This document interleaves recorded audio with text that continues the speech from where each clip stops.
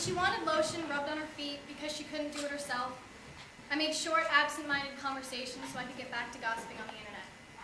And when she was counting stars that didn't exist on the ceiling, I was too scared to make conversation with my deteriorating mother. But on February 5th of this year, I finally talked to her again.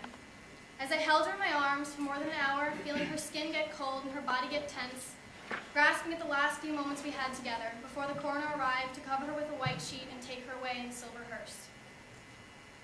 A few days after I arrived at the gunnery my freshman year, I was told my mother was dying of brain cancer. She had been diagnosed with a class 4 glioblastoma multiforme brain tumor, 8 centimeters in diameter, which would kill her in 16 months and grow to be the size of a fist. Situated in the right hemisphere of her brain, directly in the motor strip, the tumor completely weakened the left side of her body within months of the diagnosis.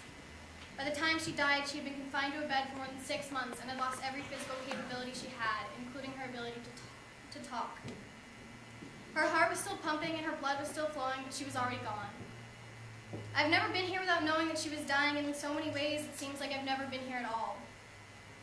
I was always running from the truth, avoiding the reality that was inevitable. She would die and it would be soon, but I denied it and told myself over and over that I had an infinite amount of time before I had to say goodbye. But I didn't, and when the time came, I wasn't ready to accept it, and I sunk inside of myself. The next few days were a celebration of the end of her suffering and the end of our anticipation. I laughed more than I cried, and I smiled more than I frowned, and when I got back here, less than a week later, I plastered a smile on my face to avoid the bombardment of sorrow and pity.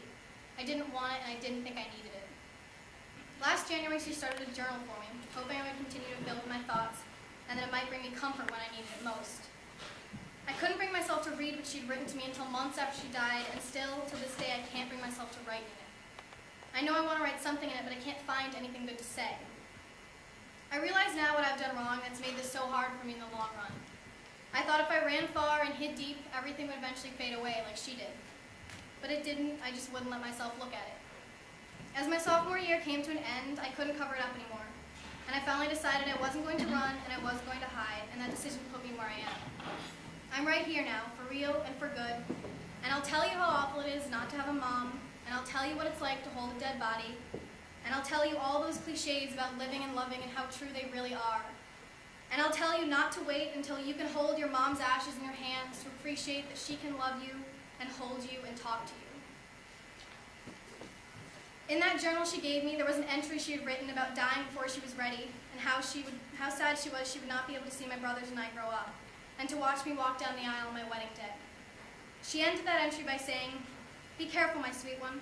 Always take care of yourself. Don't take for granted that you are here and fully participating in life and love. Value that because it's a gift." My mother's death was an opportunity to learn a lesson that I think a lot of people in this world need to learn. And though I don't wish any of you have to ever feel the pain I felt, and I'll never tell any of you how to live your lives, I will tell you what I've learned about how to live mine. I know what I'm going to write in that journal now because I know that she was right.